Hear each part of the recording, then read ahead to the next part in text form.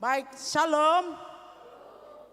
Senang sekali bisa berjumpa kembali dengan Bapak Ibu di tempat ini. Beberapa waktu yang lalu saya berjumpa dengan ibu-ibu ya di Komisi Wanita. Kali ini berjumpa dengan Bapak dan Ibu ya. Terima kasih kesempatan untuk melayani bersama di tempat ini. Kiranya kita semua diberkati hari ini. Amin. Baik. Singkat saja sudah diketahui nama saya, panggil saja Muli gitu ya. Lalu kemudian kami melayani di Gereja Kristen Jakarta ya, di GKJ. Mungkin sebagian sudah tahu.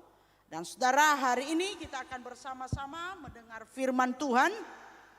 Suami saya juga seorang pendeta, sehingga sulit untuk bersama-sama kalau pelayanan, apalagi hari Minggu. Punya kehidupan masing-masing kalau hari Minggu. Anak-anak saya dua-duanya juga melayani Tuhan. Tadi tiap hari Minggu itu sibuk dengan pelayanan masing-masing, tapi udah doa bareng dulu sih. Ya, baik, kita akan mendengarkan firman Tuhan hari ini. Tema kita hari ini adalah kitalah umat pilihan Allah. Saya minta maaf karena PowerPoint saya, tiba-tiba laptop yang saya pakai untuk sudah bikin PowerPoint-nya udah selesai. Saya copy tadi subuh, tiba-tiba ternyata itu laptop hang gitu ya. Nah, ini salah satu gangguan di zaman teknologi. Saya bilang Pak Penatua tadi, kalau dulu kita pakai kertas ya tulis ya. Seumur hidup juga dia akan ada di situ. Tapi kalau sekarang hang sedikit udah habis. Dan itu salah satu tantangan. Dan Anda bisa membayangkan kegalauan saya tadi. Dan saya bawa laptop di sini dan ternyata tidak sempat gitu ya. Baik, saya berharap kita bisa mengikutinya gitu ya. Kitalah umat pilihan Allah. Ada beberapa bagian yang akan kita lihat firman Tuhan di bagian ini dengan tema ini. Tetapi di awal ini kita baca satu bagian saja di dalam surat Efesus ya, surat Paulus kepada jemaat di Efesus. Efesus pasal 1 ayat 3 sampai 7 saja dulu. Efesus pasal yang pertama ayat yang ketiga sampai 14. Yang mengikuti dari rumah Salom, coba lihat Alkitabnya. Yang di gereja, lihat Alkitabnya. Saya selalu tekankan kalau khotbah, lihat Alkitabnya. Jangan hanya dengar saya bicara. Dasar firman Tuhan di sini. Saya menjelaskan apa yang di sini. Baik, kita akan baca bersama-sama. Efesus pasal 1 ayat yang ketiga, 3 sampai dengan yang ketujuh. Ikuti ya. Kekayaan orang-orang yang terpilih. Terpujilah Allah dan Bapa Tuhan kita Yesus Kristus, yang dalam Kristus telah mengaruniakan kepada kita segala berkat rohani di dalam sorga. Sebab di dalam Dia Allah telah memilih kita sebelum dunia dijadikan, supaya kita kudus dan tak bercacat di hadapannya. Dalam kasih Ia telah menentukan kita dari semula oleh Yesus Kristus untuk menjadi anak-anaknya sesuai dengan kerelaan kehendaknya. Supaya terpujilah kasih karunia-Nya yang mulia, yang dikaruniakannya kepada kita di dalam Dia yang dikasihinya. Sebab di dalam Dia dan oleh darahnya kita beroleh penebusan, yaitu pengampunan dosa menurut kekayaan kasih karunia-Nya. Bapak, Ibu, dan saudara yang dikasihi Tuhan, pertama-tama saya sampaikan selamat Natal dan Tahun Baru. Selamat Tahun Baru ya. Belum terlambat, masih ucapan selamat Natal. Saudara, berita sukacita barusan kita terus dengar selama beberapa minggu, bahkan mungkin ada yang beberapa kali mengikuti Natal. Tuhan dengan segala kerendahan hatinya turun ke dalam dunia dan menjadi manusia. Hanya untuk menyapa kita dan menebus kita. Dan Kristus yang datang itu namanya Immanuel. Artinya apa? Tuhan beserta kita. Saudara, jangan hanya sekedar memahami Immanuel. Sudah sering kita dengar Tuhan beserta kita, lalu kemudian itu menjadi hambar. Saudara, itu dalam sekali maknanya ketika kita memulai tahun yang baru ini. Immanuel artinya apa? Tuhan beserta dengan kita. Saudara, kalau kita meyakini betul dan mengimani betul janji Tuhan, Tuhan beserta dengan kita, maka apapun perkiraan ekonomi, mau resesi, mau apalah beritanya, kalau kita tetap percaya Allah yang kupercaya adalah Allah Immanuel, maka kita berani berjalan melewati tahun ini. Amin. Amin. Kaki kita kokoh, hati kita teguh, iman kita kuat. Amin. Nah, saudara yang dikasihi Tuhan, itu berita baik dalam hari-hari ini. Dan hari ini ada satu lagi berita yang sangat baik lagi.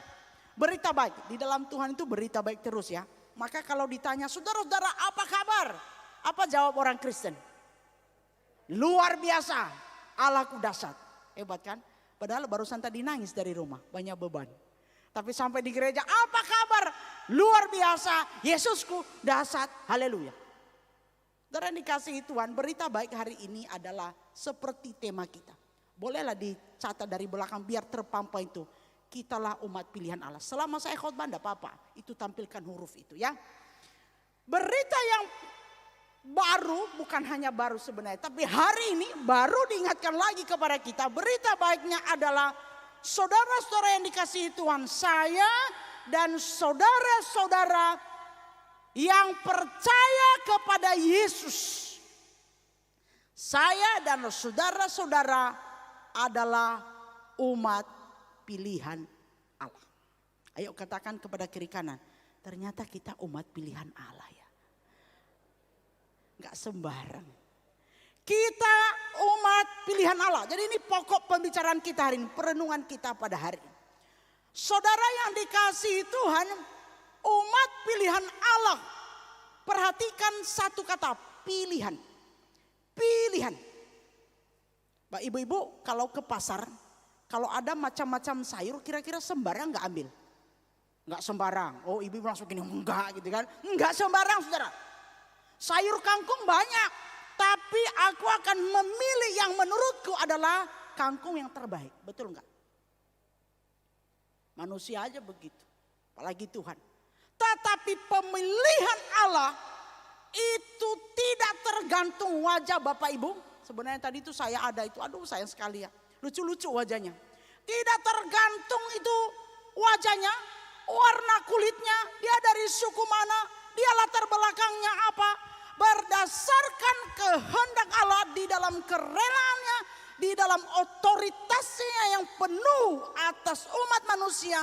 Dia berhak memilih siapa yang dia pilih menjadi anak-anak yang khusus bagi dia. Amin. Artinya apa? Kata pilihan itu artinya apa? Tidak sembarang. Apalagi berkualitas. Berharga. Apalagi yang terbaik. Menurut kehendak Allah. Amin. Begini aja udah nusuk ke dalam. Waduh, gua siapa ya? Bapak Ibu dan saudara dikasihi Tuhan, beberapa waktu yang lalu teman saya sudah 9 tahun berkeluarga tetapi belum punya anak, saudara. Lalu mereka merindukan pengen punya anak. Singkat cerita saudara, ada satu rumah yayasan Kristen yang menyediakan itu saudara. Ya. Nanti kalau ada mau tanya-tanya lagi secara dalam tanya, nanti saya kasih tahu Bapak Ibu ya.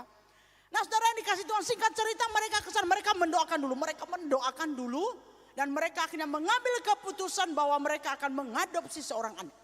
Lalu saudara mereka pergi ke sana, itu daerahnya di Surabaya, mungkin ada yang tahu. Lalu kemudian saudara sampai di sana oleh pihak yayasan itu menyampaikan, ini kan ada banyak pilihan anak-anak nih ya. Silakan berdoa dan pilih satu saja di antara semua anak-anak ini. Pilih satu saja. Gampang enggak? Gampang enggak? Pasti enggak gampang. Ini cakep-cakep. Dia bilang cakep-cakep anaknya. Cakep-cakep. Pilih yang mana gitu kan. Dia dan istrinya berdoa, Tuhan berikan kami hikmah. Lalu mereka lihat gitu. Bahkan mereka mengirimkan fotonya kepada saya. Mereka bilang gini, ibu ini kan ngerti psikologi ya. Saya ini seorang konselor juga. Coba ibu terawang, bayi di terawang gimana ya? Coba menurut iman ibu mana ini kira-kira ini yang kira-kira menurut kami, menurut ibu gimana? Saya bilang berdoa.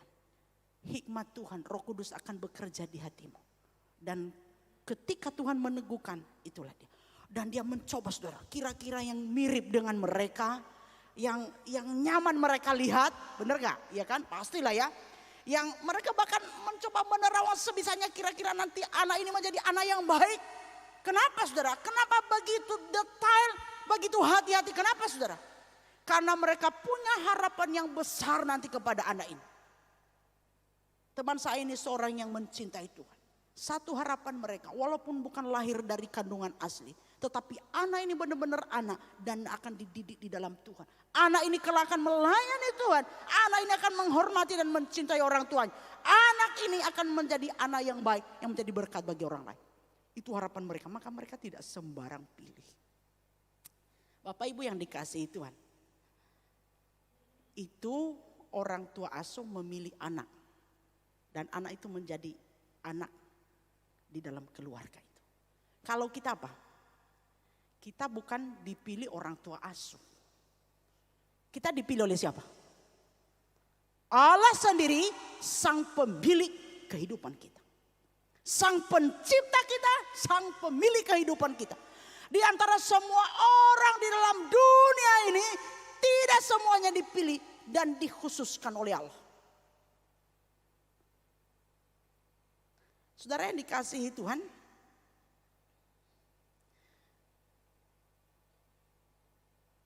ketika kita bicara tentang Allah memilih saya dan saudara, itu sesuatu yang sangat spektakuler. Saya katakan tidak semua orang dipilih dikhususkan menjadi anak kesayangan Allah, menjadi anak sulung bagi Allah, menjadi pribadi-pribadi yang akan dipakai oleh Allah. Tidak sembarang. Kalau kita melihat sedikit ke belakang, di dalam perjanjian lama kita sering mendengar bangsa Israel itu bangsa apa? Pilihan. Saudara yang dikasihi Tuhan, di antara semua bangsa di dalam dunia ini, Tuhan memilih khusus bangsa Israel. Bangsa Israel dikhususkan bagi dia, dikhususkan bangsa ini bagi dia untuk menyembah dia, untuk memuliakannya, untuk menyembah khusus bangsa ini. Dia ambil sebagai percontohan, bahkan dia utus, bahkan dia khususkan. Terkadang harusnya mereka dihukum, habis dihukum, disayang lagi. Kalau mulai keluar dari jalur Allah, bangsa ini dihukum, bahkan dibuang ke Babel. Tetapi apa? Bangsa pilihan ini tetap disayang oleh ayah, dikembalikan lagi. Kalau kita nanti lihat di dalam Yeremia pasal 31. Saudara yang dikasihi Tuhan, kenapa dia khususkan bangsa Israel? Di antara semua bangsa di dunia, khusus bangsa ini dipilih secara khusus menjadi bangsa yang khusus menyembah dia. Bangsa yang khusus melakukan kehendaknya. Bangsa yang khusus menjadi terang bagi seluruh dunia. Supaya seluruh bangsa-bangsa yang lain melihat gambaran Allah melalui bangsa Israel. Amin. Sering gagal enggak bangsa Israel? Sering. Kadang-kadang dipecut gitu. Tapi bangsa pilihan tetap disayang oleh Allah. Supaya mereka kembali kepada kehendak Allah. Menjadi bangsa yang memuliakan Tuhan. Bapak Ibu dan saudara-saudara yang dikasihi Tuhan. Nah kita saudara Israel rohani. Memang kita bukan turunan secara biologis. Tetapi di dalam Yesus Kristus ketika dia turun ke dalam dunia. Dia menyelamatkan kita. Barang siapa ditujukan. Nah ini pilihan yang khusus. Barang siapa yang percaya kepada Yesus. Tidak lagi binasa. Melainkan beroleh hidupnya kekal. Barang siapa yang percaya kepada Yesus. Dialah yang menerima anugerah pilihan itu.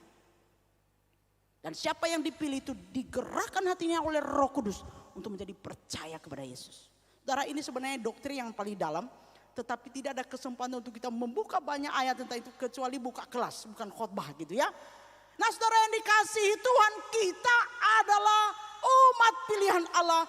Di dalam penyelamatan yang dikerjakan oleh Kristus. Di dalam kasih karunia yang dikerjakan oleh Kristus. Barang siapa yang percaya kepada Yesus. Dengan sungguh-sungguh percaya kepada Yesus. Saudara, saya dan saudara adalah pribadi-pribadi yang dipilih oleh Allah. Saudara, apa yang Tuhan lakukan? Itulah sebabnya dia rela disalib dan mengabaikan segala dosa kita, mengampuni segala dosa kita, supaya kita bisa layak menerima pengampunan itu, supaya kita layak menerima anugerah itu. Itu sebabnya Yesus rela disalib, supaya orang-orang pilihan yang dikhususkan itu tidak lagi beban kita ini tentang lagi keselamatan kita. Supaya kita hidup ini bukan lagi mencari keselamatan, tetapi melakukan apa yang dikehendaki oleh Sang Pemilih kehidupan kita. Saudara yang dikasihi Tuhan, itulah sebabnya orang-orang yang dipilih khusus saya dan saudara-saudara itu. Saya dan saudara itu orang pilihannya. Kita sudah sepakat kita orang pilihan. Siapa yang tidak yakin di sini bahwa dia bukan orang pilihan? Kecuali iman Anda belum teguh. Kalau Anda sudah yakin betul Yesus adalah Tuhan dan Juru Selamatku, hari ini katakan di dalam hatimu dan pegang dalam, aku orang pilihan. Nah, saudara yang dikasihi Tuhan, dia mengkhususkan kita. Selain dia selamatkan, dia ampuni dosa kita. Bahkan kita yang tidak layak dilayakkan oleh dia. Kita sebenarnya yang gak benar, bukan siapa-siapa orang berdosa, tetapi dibenarkan. Amin. Kita bisa menghadap, mendekat kepada dia, menjadi orang utusan, menjadi orang yang spesial di hadapan Tuhan. Bukan karena kita benar, tetapi karena dibenarkan. Beda loh ya, orang benar dengan dibenarkan. Bukan karena kita kudus, tetapi karena dikuduskan oleh anugerah Tuhan. Dan itu adalah anugerah. Faham sampai di sini Bapak Ibu? Ini penting sekali. Kalau kita paham betul siapa kita bahwa adalah umat pilihan, itu sangat menentukan perilaku hidup kita di dalam dunia ini. Sangat menentukan. Mindset kita memahami siapa kita di hadapan Tuhan. Sangat menentukan seluruh perilaku hidup kita. Nah Bapak Ibu dan saudara-saudara yang dikasihi Tuhan. Oleh karena itulah yang kita baca tadi di dalam Efesus pasal 1 ayat 3 sebenarnya sampai 14. Tapi khusus kita baca tadi ayat 3 sampai dengan yang ke-7 dikatakan. Kita dipilih bahkan sebelum dunia dijadikan, kita itu sudah ditentukan menjadi umat kepunyaannya dan dikhususkan bagi dia. Dan itu yang sudah kita baca tadi. Dan Efesus pasal 2, ya ini tidak bisa muncul di situ ya. Efesus pasal 2 ayat yang ke-8 dan ke-9 dikatakan di sana. Kalau kita dipilih, diselamatkan, dikuduskan, dibenarkan. Halo, dikatakan di sana. Efesus 2 ayat 8 sampai 9. Itu karena kasih karunia kamu diselamatkan. Hello. Sebab karena kasih karunia kamu diselamatkan oleh iman. Itu bukan hasil usahamu. Tetapi apa? Pemberian Allah. Halo. Jangan gagah-gagahan jadi umat pilihan. Jangan sombong jadi orang Kristen. Anugerah Tuhan. Siapa di sini yang layak? Siapa di sini yang merasa paling kudus dan layak mendekat kepada Tuhan? Saudara, gak ada yang layak. Gak ada yang layak saudara. Sebagus-bagusnya hidup ini pasti ada cacatnya. Orang sesungguhnya yang mendekat kepada Allah bahkan menyebut nyaman harus kudus. Apalagi masuk surga. Tidak boleh ada satu titik pun dosa orang masuk surga. Kalau ukuran menurut pemikiran kita. Kalau Allah tidak mengampuni, kalau Allah tidak melayakkan untuk masuk dalam surga itu, tidak ada satupun yang layak. Sebab orang yang masuk surga itu tidak boleh satu titik pun ada dosa. Oleh karena itu Tuhan mengerjakan penyelamatan itu. Tuhan mengerjakan pengampunan itu di atas kayu salib. Amin. Itu bukan usahamu. Itu bukan hasil kerjamu. Dia katakan di sini. Itu bukan hasil usahamu. Itu pemberian Allah. Nah, sekarang mau bilang apa sama Tuhan? Mau bilang apa sama Tuhan sekarang? Halo, mau bilang apa sama Tuhan Yesus? Tuhan, terima kasih. Siapakah aku ini? Saudara, ini bukan hanya sekedar pengetahuan, saudara. Dia harus sampai di dalam batin yang terdalam. Maka kita akan menjadi orang-orang yang rendah hati di hadapan Tuhan. Siapakah aku ini Tuhan? jadi biji matamu. Dengan apakah ku balas Tuhan selain puji dan sembah Kau? Bukan siapa-siapa.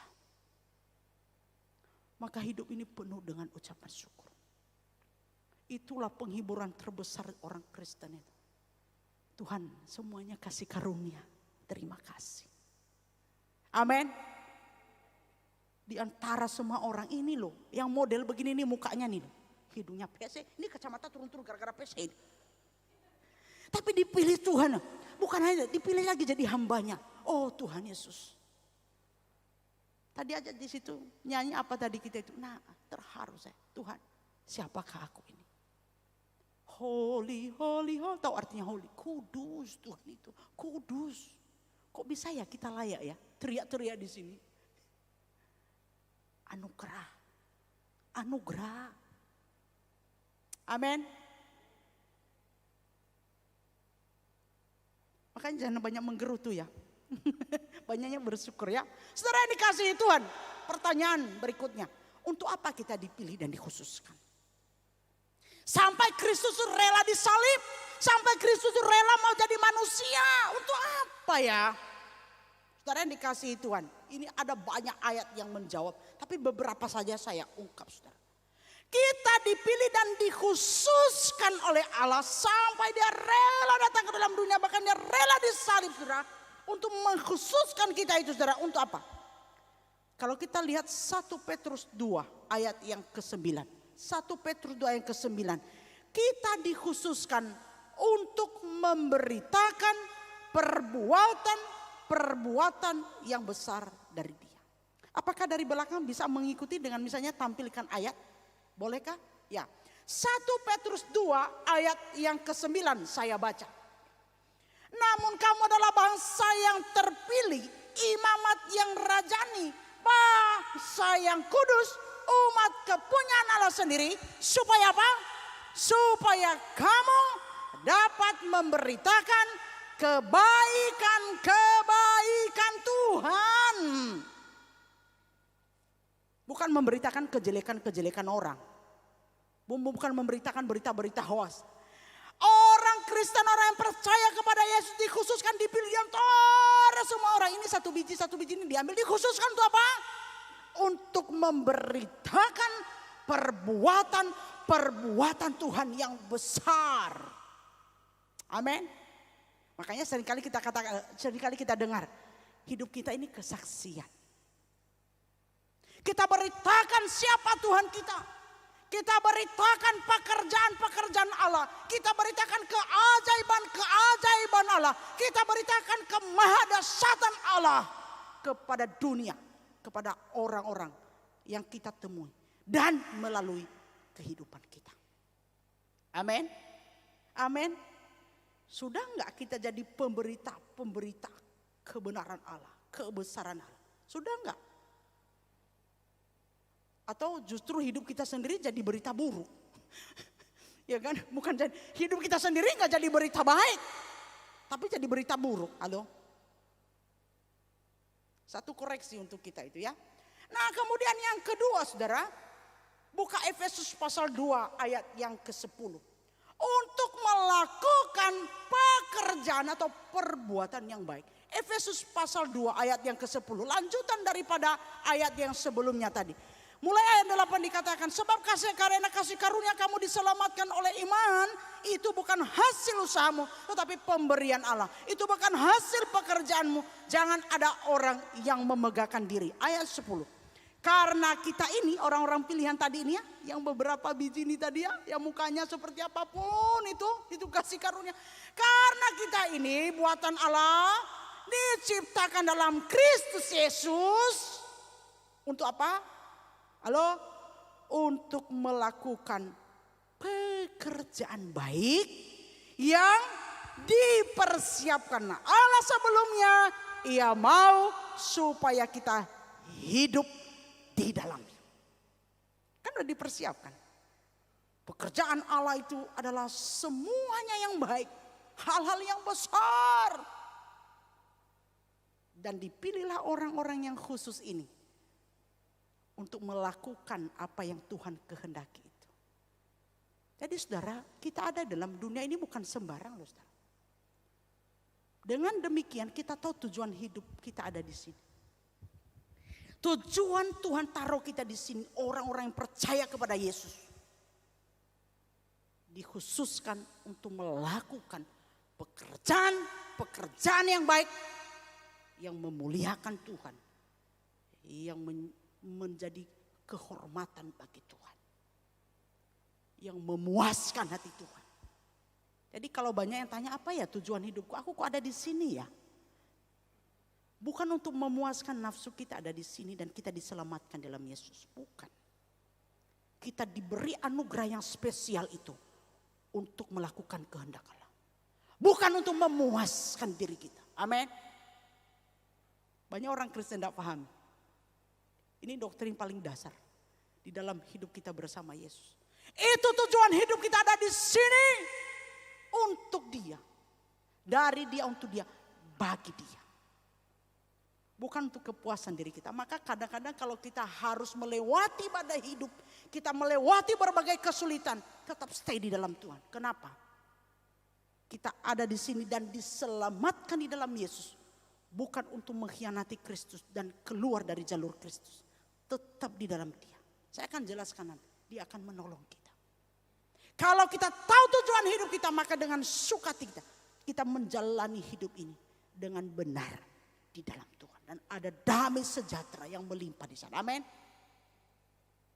Nah kadang-kadang nanti kalau udah mulai keluar jalur, makanya seringkali kita disentil. Ya, ada ini gembala apa tongkat gembala, udah keluar balik. Lo bilang, aduh, itu aja orang itu lebih parah lagi Tuhan, udah parah banget keluarnya. Itu tuh orang-orang yang nggak percaya pada preman-preman, pada orang jahat itu kok Tuhan nggak pukul balik. Mereka bukan orang pilihan. Engkau orang pilihan, dikhususkan. Dia akan menuju kebinasaan. Engkau akan menuju surga dan dipersiapkan untuk itu dan dipilih untuk melakukan kehendak Allah. Jangan iri dengan orang yang jahat. Beberapa minggu yang lalu saya khotbahkan. Mungkin di sini mereka akan tertawa, tetapi di pintu penghakiman mereka akan mengalami kedahsyatan hukuman Allah. Ada dalam firman Tuhan. Oh, dia bikin jahat tapi kok dia baik-baik saja sih? Usaha pekerjaannya ya dilancarkan aja gitu, hidupnya baik-baik saja. Biarkan dia tertawa di sini. Tapi di ujung penghakiman Allah ketika Tuhan Yesus datang kedua kali, dia akan masuk dalam penghukuman yang kekal. Kita di pintu penghakiman itu Tuhan katakan, hai hambaku yang setia, masuklah. Wah, amin. Hidup di dunia sementara saudara, penderitaan untuk tetap benar hidup dalam Tuhan itu hanya sementara. Yang kekal di pintu kematian itu yang kekal selama-lamanya. Pertahankan yang kekal, jangan yang di sini. Kita nggak tahu siapa yang duluan di antara kita. Loh, itu jelas, itu fakta. Anugerah kalau kita mengenal Kristus. Yang ketiga saudara, mengapa dia khususkan kita? 2 Korintus 3 ayat 3. 2 Korintus 3 ayat 3. Untuk menjadi surat Kristus yang terbuka yang bisa dibaca oleh semua orang. Dikatakan di sana, karena kita ini adalah buatan Allah, diciptakan di dalam Yesus Kristus. Bola-balik dikatakan di dalam Yesus Kristus untuk melakukan pekerjaan baik bersama Allah pada kita. Dan 2 Korintus 3 ayat 3 ayat 3. Pasal 3 ayat 3a dikatakan, karena telah ternyata bahwa kamu adalah surat Kristus. Seluruh kehidupan kita terbuka. Dan kita adalah gambaran daripada Kristus itu. Tuhan Yesus kan tidak dilihat orang kan, benar kan? Tuhan Yesus kan tidak kelihatan. Sekarang kan udah kembali ke surga. Dia dalam bentuk roh. Kan tidak kelihatan kan? Maka kita dipilih oleh Yesus Kristus dan diselamatkan dan dikhususkan, diampuni, dikuduskan ini, dibenarkan ini. Supaya kita kemanapun pergi menjadi gambaran daripada Kristus itu. Orang gak bisa lihat Kristus secara fisik. Tetapi murid-murid Kristus dilihat di mana-mana. Amin.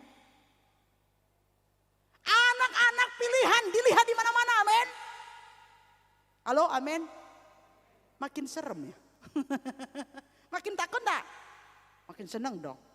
Kalau engkau hidup dalam dosa engkau makin takut. Tapi kalau engkau hidup benar engkau makin bangga. Tarik nafas dulu, tarik nafas dulu. Yang di rumah juga tarik nafas enggak apa-apa. Ini enggak serem, ini anugerah. Saudara yang dikasihi Tuhan, maka pikiran dan perbuatan seluruhnya, tindakan kita, perkataan kita, sikap kita seluruhnya harusnya kita dipilih untuk memperlihatkan gambaran Kristus yang sesungguhnya. Makanya kalau kita sering kali kita diingatkan kan, seluruh hidupmu adalah kitab suci yang terbuka. Dengan demikian orang akan mengenal Yesus yang kau percaya. Dengan demikian orang akan percaya kepada Yesus melalui mereka melihat kehidupanmu. Surat yang terbuka, surat Kristus yang terbuka, kitab yang terbuka. Oleh karena itu saudara, pikiran dan perbuatan kita harus menggambarkan pikiran dan perbuatan Kristus. Dan memang kita dipilih untuk itu, khusus untuk itu. Maka saudara, coba kita tarik dalam kehidupan kita sehari-hari sekarang. Maka orang-orang pilihan, yaitu anak-anak Yesus, murid-murid Kristus. Pikiranmu jangan berpikir jahat kepada orang lain. Itu ciri-ciri anak-anak pilihan. Anak-anak pilihan itu pikirannya gak jahat sama orang. Pikirannya baik sama orang. Anak-anak pilihan itu tidak diam-diam merancang bagaimana orang lain jatuh. Diam-diam merancang kejatuhan orang lain. Itu bukan ciri-ciri anak-anak pilihan. Anak-anak pilihan itu tidak diam-diam berusaha supaya bisnis temennya jatuh. Supaya bisnisnya naik. Anak-anak pilihan Allah itu berusaha bisnisnya naik. Bisnis temennya juga naik. Amin. Anak-anak pilihan Tuhan itu tidak diam-diam main di belakang. Berusaha supaya jabatan temennya turun. Supaya jabatannya naik. Banyak enggak yang menyebut dirinya orang Kristen tapi melakukan hal itu? Hal-hal jahat yang diam-diam itu. Banyak enggak? Banyak enggak? Enggak ada di sini. Enggak ada di sini. Enggak ada yang di rumah yang nontonnya. Kalau ada, ingat. Firman Tuhan kembali ingatkan. Kita anak pilihan. Untuk melakukan kehidupan yang benar. Kita membawa kebenaran Kristus dan gambaran hidup kita adalah gambaran Kristus. Bapak, Ibu dan saudara yang dikasihi Tuhan. Anak pilihan Tuhan.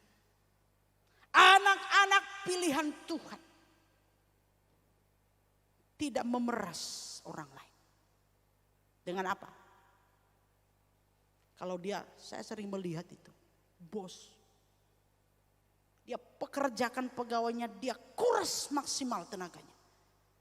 Semaksimal mungkin tenaganya diambil. Tetapi serendah-rendahnya digaji.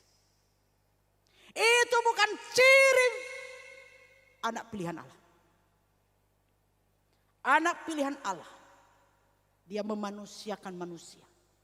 Dia menghargai sesamanya. Amin. Amin. Gak ada di sini.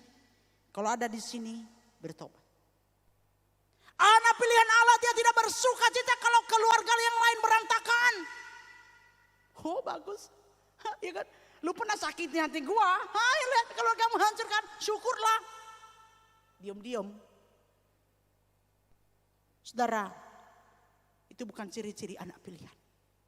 Itu bukan gambaran Kristus. Itu bukan gambaran kitab dari Kristus. Kalau ada orang yang jatuh, bantu supaya bangkit. Amin.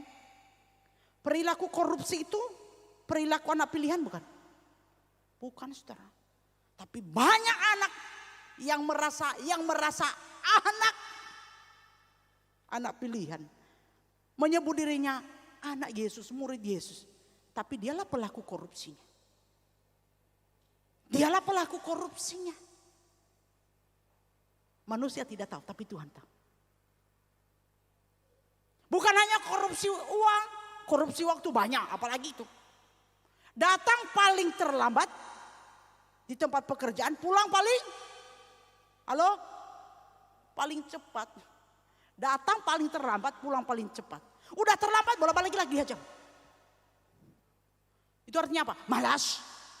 Anak pilihan Tuhan tidak malas. Anak pilihan Tuhan rajin. Anak pilihan Tuhan sistem kerjanya extraordinary. Yang tidak disuruh dia udah lakukan. Itu anak pilihan Tuhan. Amin. Itu perilaku Kristus. Kita nggak minta Tuhan turunlah. Dia lakukan sendiri. Bapak Ibu dan saudara-saudara yang dikasihi Tuhan. Anak pilihan Tuhan tuh nggak suka bohong. Istri tanya, Pi, kenapa terlambat pulang ya Pi? Biasanya jam segini udah pulang. Kok akhir-akhir ini Papi sering terlambat ya? Iya, di kantor lagi banyak kerjaan. Awal tahun itu pembukuan. Tutup tahun, dia bilang, Papi terlambat kerja, pulang kerja karena tutup buku, ya kan? Lah awal tahun kenapa terlambat juga? Karena pembukaan buku, ya kan? Ternyata apa? Sebenarnya pulang jam kerja biasa. Tapi setelah itu ngelayap kemana-mana. Tapi dia bilang kepada istrinya apa? Tutup buku, buka buku. Jangan-jangan tutup buka yang mana ini gitu kan? Sering dikasihi Tuhan, istri juga gak boleh bohong gitu kan? Bukan perilaku anak pilihan. Uang belanja kita kok akhir-akhir ini rasanya kok membengkak ya? Kok cepat habis ya? Iya Pak, semua harga barang naik karena tahun baru. Naik semua karena tahun bertambah. Maka harga barang semua bertambah. Dari 2000 menjadi 2023. Bayangkan perbedaan berapa ribu Pak. Padahal minyak goreng harganya sudah turun kan? Sudah turun belum ibu-ibu minyak goreng? Sudah normal kan? Ternyata duitnya kemana? Duitnya kemana kira-kira ibu-ibu? Ayo pengakuan, duitnya kemana? Tiap hari, pagi, siang, sore, di depan pintu rumah Belti, paket, Bu, ada di rumah Bu, paket. Beli online, karena di rumah gak ada kerjaan, buka-buka terus. Yang ada, lihat, ini aduh murah, ini lagi sale ya, lagi promo ini, gak dibutuhkan pun dibeli. Saya ada teman itu. Dia beli tas, dia beli sepatu. Dia suka sekali beli tas, beli sepatu. Tahu nggak? Disimpan di lemari. Sampai akhirnya tahu nggak? Maaf ya bapak-bapak, ini gosip para ibu-ibu nih. Ya sampai turun naik. Tas sama sepatu kami ini ya. Walaupun mahal ya, kalau nggak dipakai dimasukkan di dalam tas, nggak masuk udara. Itu apa? Terkelupas. Terkelupas. Kadang-kadang kita nggak bisa memilah mana yang perlu, mana yang tidak. Kenapa habis duitnya ya Pak, belanja naik, anak-anak minta jajan bohong. Suami istri, masing-masing punya password HP. Saya udah singgung kapan hari itu, nggak tahu sudah singgung belum ya. Ini lagi ngetren. Saya layani dalam ruang konseling ini lagi ngetren. Suami istri banyak bertengkar gara-gara HP nggak bisa dibuka, punya password masing-masing. Kenapa nggak bisa? Itu ada rahasia pekerjaan, Ma. Ada rahasia pekerjaan. Istrinya juga punya password, tidak bisa dibuka sama suaminya. Kenapa ya? Tidak bisa dibuka. Istrinya bilang apa? Pak, ada rahasiaku sama teman-temanku. Ternyata apa? Ada rahasia yang besar di dalam. Ada dosa yang disimpan dalam HP. Di dalam HP ternyata dosa bisa disimpannya. Bisa banyak sekali yang bisa disimpan di HP. Dosa banyak sekali, numpuk-numpuk di HP. Itu bukan perbuatan anak-anak pilihan. Terakhir saudara dikasih Tuhan. Dengan semua apa yang saya jelaskan ini. Di dalam Yeremia dikatakan, oleh karena itu bersorak-sorak. Yeremia 31 ayat yang ke-7. Dikatakan sebab bagilah firman Tuhan. Oleh karena itu bersorak-sorailah bagi aku dan sukacita. Bersukarialah tentang pemimpin-pemimpin bangsa. Kabarkanlah, pujilah dan katakanlah Tuhan telah menyelamatkan umatnya. Amin. Mudah enggak melakukannya? Tidak mudah. Tetapi kalau kita tahu tujuan hidup kita dan berserah penuh kepada Tuhan, Tuhan selama ada dalam dunia ini, aku mau hidup berdasarkan tujuan yang Tuhan mau. Tuhan taruh aku di sini. Maka Tuhan Sang Immanuel itu tidak akan membiarkan kau sendiri. Dia akan memberimu kekuatan. Dia akan memberimu keteguhan. Kakimu tidak akan goyah. Firman Tuhan yang katakan, kakimu tidak akan goyah. Dan kau tidak akan jatuh tergeletak. Tuhan ada berserta dengan engkau. Amin. Sekarang pegang dadamu. Tuhan terima kasih. Ternyata saya anak pilihan. Aduh, puji Tuhan. Tuhan kalau ada dosa, Tuhan tolong saya supaya balik. Jangan sampai dipukul sama tongkat gembala baru balik. Tapi dengan sukarela. Aku tahu sekarang tujuan hidupku. Dipilih secara khusus untuk melakukan kehendak, memuliakan engkau dan menyembah engkau. Bahagia hidup ini kan. Tuhan menolong kita. Mari kita berdoa.